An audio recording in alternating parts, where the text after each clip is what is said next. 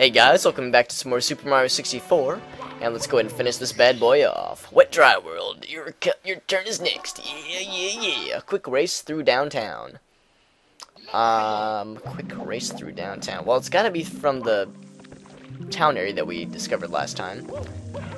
Oh, though, the quick race part. What is that? Oh, I know what it's talking about, okay. This involves the fact that we saw an invisibility cap last time, and I commented how I was like, oh, I guess I was wrong when I said you can't be invisible in metal. That's how I talk when I recount my memory. That's how I hear my own voice in my head, you know. There are a lot of people that hear their own voices like being deeper or maybe a little bit more, like, hearing their voice in their head different. No, I just hear my voice in my head as, like, a small idiot person. Yeah. Anyway, on that happy note. Hop up here, and I neglected to point this out in the last video, though I'm sure you've probably noticed, or maybe I made a note of it in the description. I don't know, I can't read the future, but I've yes, this is in a widescreen now, and I've finally joined the bandwagon and actually setting up my stuff to, oh yeah, nice 2 1-ups. Oh, I only got one. But yeah, actually setting up all my recording software and whatnot to record on widescreen, and so that it fills up all of YouTube's player. I don't know why it took me so long to get around to it. I guess just because I was content. The fact that I got it working at all, I was like, you know, I don't want to risk it. So, but yeah, I've got it working, and it seems to be working nicely. So, the only problem is that the files are a lot larger, so they're taking up a lot more space in my external hard drive. But other than that, I think it's worth it. So, let me know what you think if you think it looks better.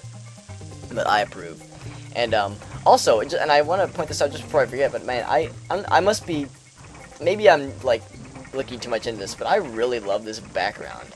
This background area, just that still image with like I guess a cityscape or a townscape. I just think that is really cool. It's with the sun there. I don't know. I know it's cheesy and I know it's one-dimensional. It's just a sprite for the skybox, but I just think it looks really cool. I've always admired it, and it kind of adds with the town thing that.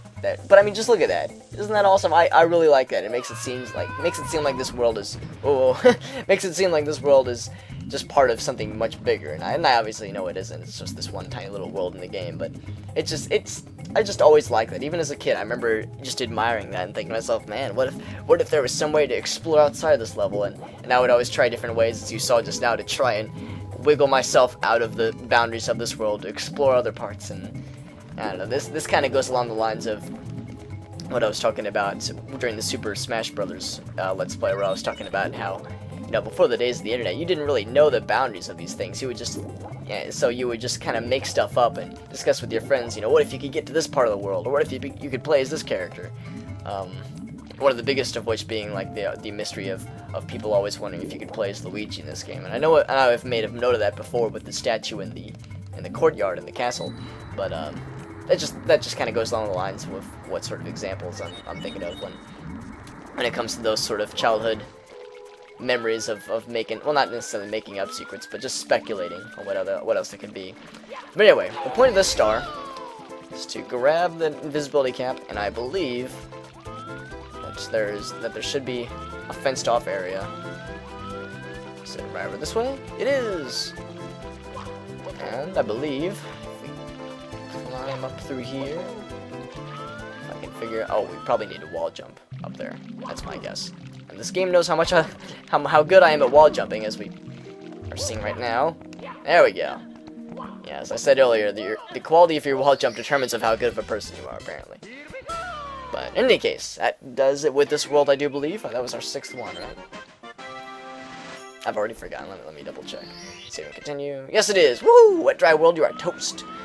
Alright, the next one is, we'll go ahead and hit up that one, but first, I believe Toad has something he would like to give us. Right, Toad? And bammo! Oh yeah! Poink. Alright, sweet. And I think there's... think is a very strong word. I think that there's one more Toad that gives us a star. And I think it's in the next part of the castle. This is another fun little room. You can actually, this is one of the few instances where you actually get to see Lakitu filming you. I think that's his name. And notice that as the camera moves and whatnot, he's moving, and you can't ever catch up with him. I don't know. I just think it's kind of cool, and if you go with the alternate mode where it brings it up right up close to Mario. I think that's kind of nice. And for first-person view, it's a very nice touch. I admire Nintendo for that little. It's really just nothing special. It doesn't add anything to gameplay, but it's a very cool little touch. At least from a programmer's point of view, I just think that's a really cool touch that they threw in there. You know, they could have just as easily made this room, that back wall there, completely blank or filled up with something else, but no, they wanted to show it off, and props to them because it looks awesome. Now, what's the word I'm looking for? The trick for this one is figuring out what do you go through, because all these things are blank. You can't go through any of them. But just look through the mirror, and you'll find that there's a reflection of that ice world there, and there's nothing here. But is there? After that manly little jump, Snowman's big head. That's not very nice. It'll hurt his feelings. Now, as I mentioned earlier, this is the second, and I believe the last ice world in the game. Boink! And this guy is just like the bully. The big bully, or whatever you want to call him, from the Fire World. Lethal Lava Land. Just a palette swap, really, and instead of 2 horns, he has 1, and instead of fire, it's ice, and it's the same effect, though. It'll, like, take 3 bars of health, and he'll shoot straight up. I guess it's like frostbite. I guess that's what it's supposed to be, or just really cold water. Alright, 0 coins. Sweet. And what's the next one? Snowman. Oh! Jesus Christ. That one was Chill with the Bully. Snowman's big head. That's the... Duh. Man, I must not have even been thinking when I read the title. Yeah, that one is...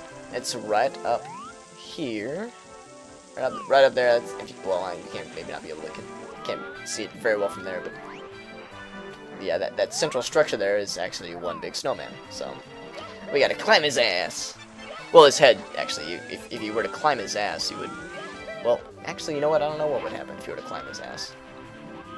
I'll just have to leave that one up to the mysteries of life. Nice little, I guess, like snow hill factory. I don't know. I need to stop trying to make sense of these things. But yeah, it's just churning out little hills of snow that do nothing but go into the ice water. Yep. I don't know. It's a strange world we live in. Now with this guy, once you hop on him, it's like, uh-oh, someone's walking all over me. I'm gonna blow their asses away, and he starts blowing our asses away.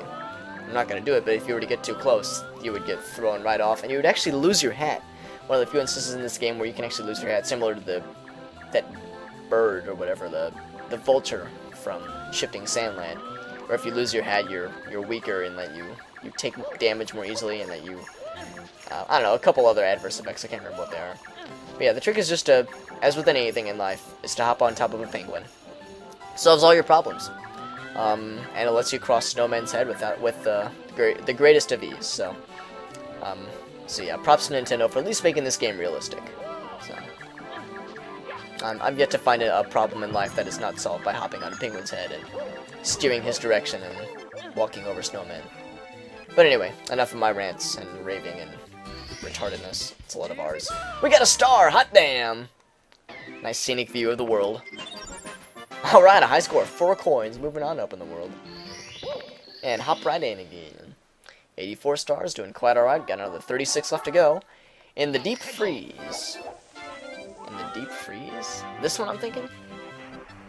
I'm pretty sure that one has something to do with like an igloo. No, it is this one, because the igloo is something else. Okay. At least I'm pretty sure it's this one. Ouch. I can't exactly remember. It's something of a maze. No, can't exactly remember where it is you're supposed to go, but you can kind of see it. Oh, I think this is it. Just drop down here. Oh, yeah! Alright, let's see if I was right. Let's see if that was, in fact, the one we were supposed to do. It is! Yay! Oh, I didn't beat my high score of 4 coins. Oh, I'm so bummed out. That's okay. I'll cry it out in a few minutes. After this video, anyway. We're all from the... Oh, yes! I do know what this one is. The freezing pond. Yeah, we crossed over it while we were... Well, didn't cross over, but walked past it while we were having fun on the ice machine thing.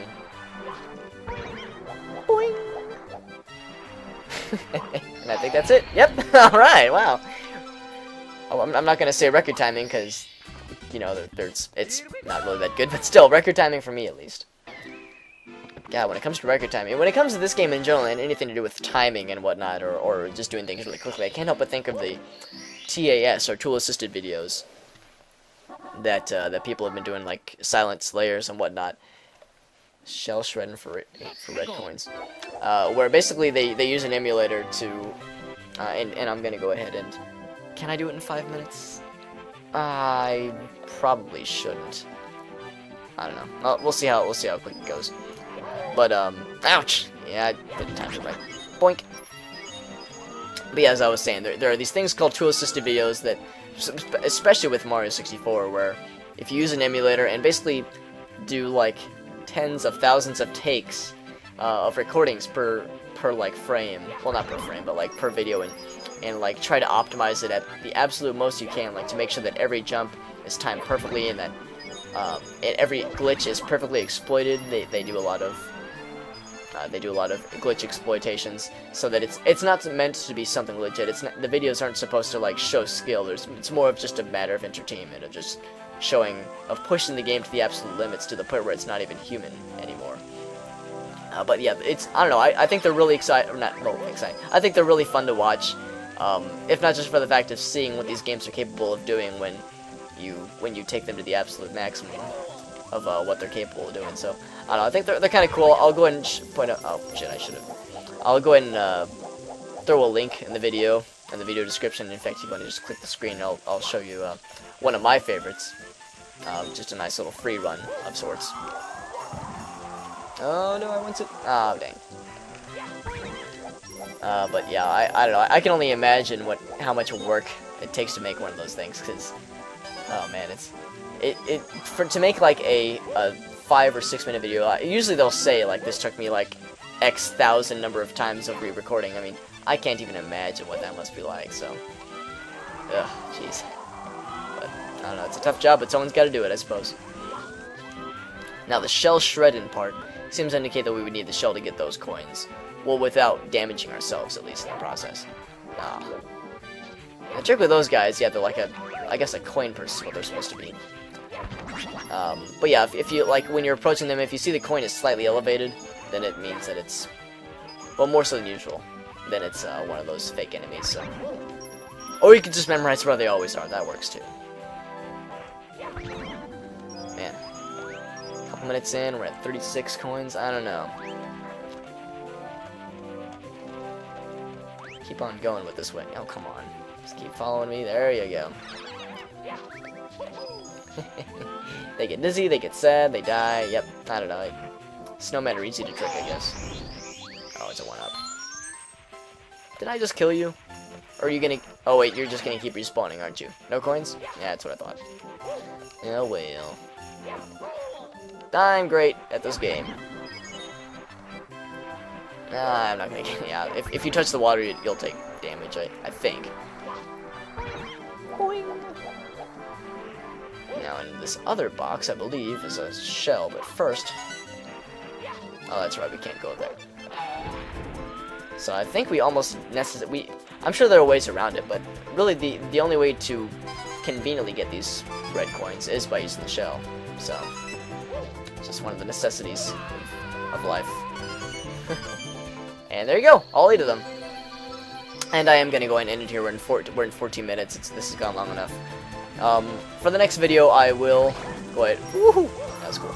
Before I record the next video, I will go ahead and play this world and grab all the coins that I just got, so that you don't have to see me collecting all those again. So that we're at least more than halfway to the 100 coin star. So the progress wasn't at least a complete waste of time. But anyway, that's all I got for this video. Thank you all for watching, and I'll be seeing you guys next time with more Super Mario 64. Maybe even the conclusion of this world. We'll see. Won't make any promises, but we'll see how that goes. So I will see you then.